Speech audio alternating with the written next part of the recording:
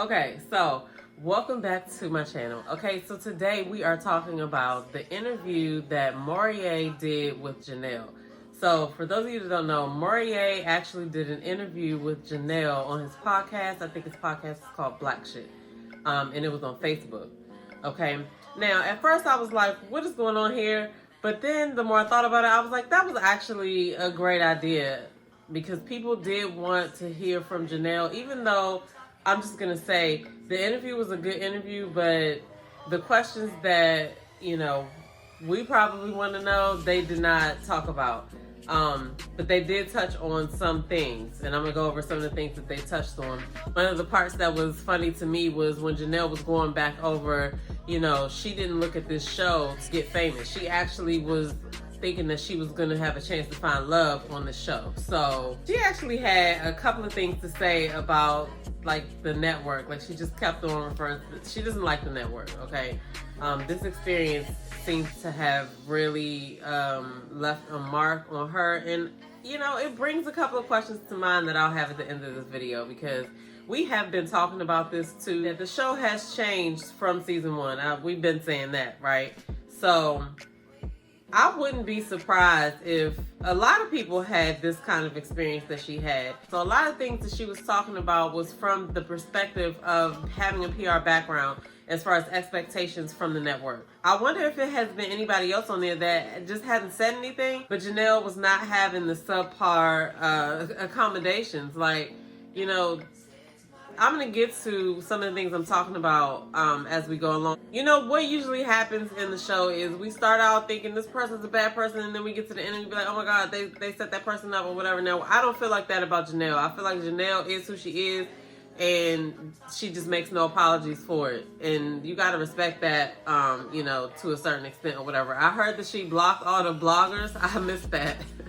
Somebody told me that today. I was like, wow, she must have really, really been feeling some type of way about that. But anyway, back to this interview. I think it was a good idea that they did the interview together. It kind of reminded me of Miss Sabrina Soul. When she finished her season, she started reviewing the show, and her and Tyrone would have conversations, and it was so interesting to watch their conversations because they both went through the same process. So it's like they could relate. The conversation was a lot more comfortable than it would have been with an outside interviewer. Even though, they both did their own interviews, it was just a different kind of vibe. You could tell Janelle was comfortable. You could tell MAURIER was comfortable. Obviously, they're cool with each other or whatever. But I think that it was a good idea because I know she wanted to say some things, right? I know she wanted to say some things, but she didn't say everything that I thought she was going to say, but she did touch on a few things. Something that stood out to me in the interview right away was when she talked about the show. MAURIER asked her, has she been a fan of the show? Has she watched the show? Janelle said that she has watched every episode and she loved the show, but she no longer loves the show and she will not be watching anymore. So imagine what we saw, right? A lot of people, I know a lot of people don't like Janelle, whatever. I had issues with Janelle when the show first started and the way that the whole Kira thing went. She did touch on that in here too, but the bottom line is we're watching whatever's set up on TV in that little caption of time. You don't know what a person said before and after, outside of filming or whatever, so we only get what we see on TV, and the reviewers know that. But it's like, the cast gets a little offended by the things that we say about what we see, but it is important to realize that we are getting little moments in time, right, out of a 24-hour day. So, but anyway, what was interesting is that she no longer wants to watch the show because of her experience. So that experience must have been hella terrible, okay? Not even just the part about however she feels like the cast treated her. It's, the whole experience overall seems to have jaded her, okay? So she's not watching the show no more. I mean, I guess that means that if they wanted to do a spinoff show for her or with her, that she wouldn't be willing to do it, because she did call out a producer and an executive producer. But the crazy thing was, neither one of them really called out any cast members. They made a lot of insinuations to people, and I guess if you're watching and listening to everything, you would know who those people are, but I didn't pick up anything because if it's not directed, it's not respected. I need you to say names, okay? So that was something that I thought was going to happen that didn't happen, because when Janelle did her own Instagram live, she alluded to a lot of stuff already. And I thought for sure, since we're at the end of the show, you're not filming anymore, that you would want to go ahead and clear it up. But at the end of the interview, MAURIER did ask her if she had anything else that she wanted to clear up, and she said that there's going to be a time for that, but not right now. So I don't know what she has in the works, but she did also say that she's in love. Don't nobody hit her up in her DMs because she's in love, okay? Unless it's for business. She is, she used to be a business coach, and she has a lot of experience with women entrepreneurs, and so she's gonna be coming up with some classes and courses to help women entrepreneurs. And she's also still doing her home design brand, which, by the way, she did mention also it's about to be in Overstock and at Bed Bath & Beyond. So kudos to her on that. You know, she obviously, like she said, what she said she learned from the show was that she doesn't make dating a priority, but she does make business a priority. So obviously she knows what she's doing over there is paying off. Kudos to her on that. Yeah, I wanted her to name names, and you know, she didn't. At least not in this interview. So he asked her how did she get on the show, and she said that Jessica actually told her about the show, and she got all excited, and she was thinking, oh, we're gonna go on the show together. And Jessica was like, I'm not going on there. And you know, basically they both got picked, which, you know, that is crazy that they both signed up and they both got picked. But she was saying that to say that she really joined the show because she had just gotten out of a relationship, and the show coming up right after that was like a perfect thing for her to do. So she was there looking for love. She alluded that there were people there just for TV, and also that some people started businesses or hustles, as MAURIER put it, once they had an opportunity for exposure. But she did not name names, so I don't know who she could be talking about.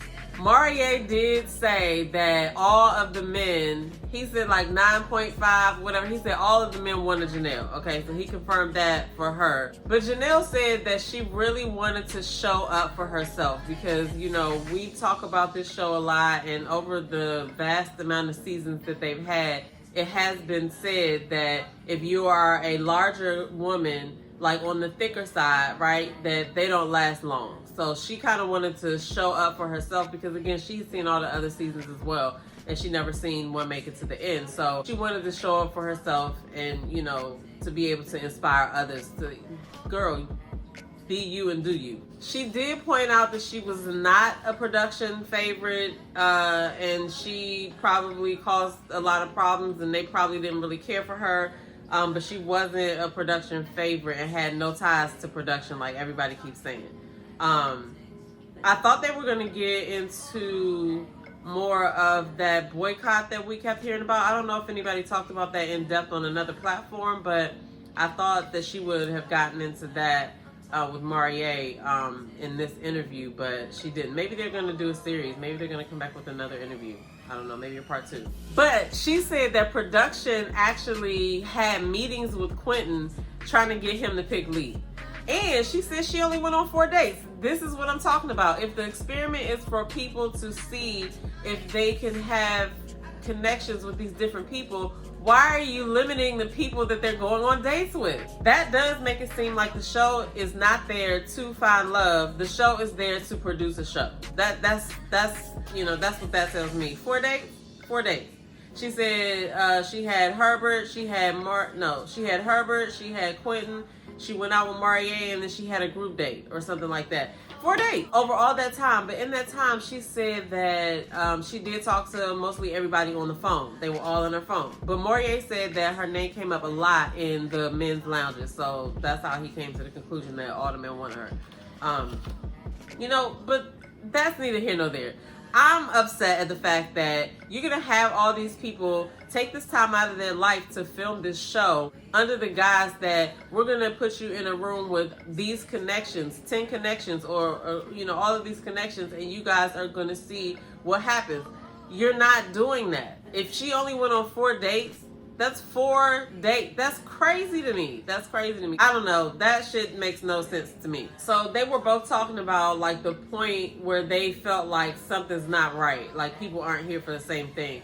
MAURIER said that his spidey senses started tingling at the brunch. He just realized that everybody's not here on the same page.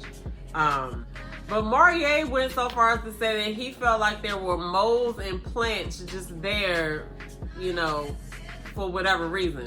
So I want somebody else to come out and talk about it. Like, I mean, what kind of hold does OWN have on people after they get off the show? Like, if something didn't sit right with you, wouldn't you want to, like, express your story? Like, you don't even gotta be mad to do it. You could just say, you know, this was my experience. Like, I think Sabrina Soul did a good job at doing that when she got out. She was very transparent, and she talked about all of her experiences. So I don't know. I hope somebody else comes out and talk and, like, tells us what's going on, because as it stands, we can only see what is on the TV. Tell us what they're doing. Tell us about the unfair conditions. Like, you know, I really really think that needs to be exposed. Like, you know, I think that needs to be exposed. I don't know. One of the producers is, you know, thinking about leaving, and you want to come and tell us your story. Like, definitely, I'll hook you up with the best interviewer. Like, I know a bunch of people that interview.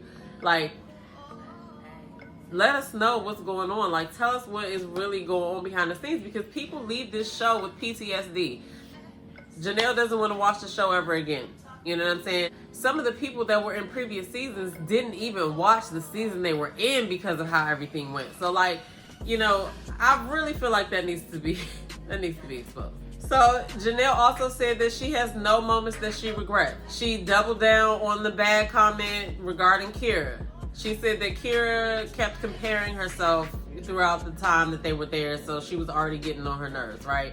So she doubled down on that. And the one thing she said she wasn't prepared for with the show, like, she said she didn't come on here to be famous or anything like that. She just came on here to find love, but she was not prepared for her castmates to go on other platforms and lie. But she didn't name names. She didn't say what was going on. Like, I want to know who lied. Like, these people are out here talking. Who's lying? Like, tell us. You know what I'm saying? I don't know. Listen, we invested 12 weeks of our life to watch the show. Yes, it was interesting. Yes, we are going to move on with our lives. And we've moved on to Ready to Love, Make a Move. However, if you are going to talk about what happened, yes, we do want to hear it. I'm just going to be real. I want to hear it. So, I know there are other people that want to hear it too. So, at the end of the day, it was a good interview. People are going to say that they wanted to hear more. But I thought MAURIER did a good job. You know, like I said, regardless of how you feel about Janelle and what her antics were on the show, on the flip side, her as a businesswoman, she is passionate about female entrepreneurs and helping people make beautiful homes. So she has her home design brand, which is going into Overstock and Bed & Beyond soon. And she also has her courses and classes that she's working on to help female entrepreneurs through mind, body, and spirit. So shout out to her for that. And yes, people are still going to be talking about you until something happens on Ready to Love, Make a Move. That's just kind of how it goes with the Ready to Love season. So, but I do hope you take an opportunity to really, really express your experience, because there are people out here that really want to know what your experience is like. All bullshit aside. That's all I got for the interview, y'all. I just had to come and talk about it because I thought it was a good interview, and I wanted to get my thoughts out about, you know, and just say, listen, name names, okay? Anyway, MAURIER has the podcast Black Shit on Facebook. Y'all go check that out as well. I'm your girl, Demita Jo. I'll see you guys in the next video. Peace.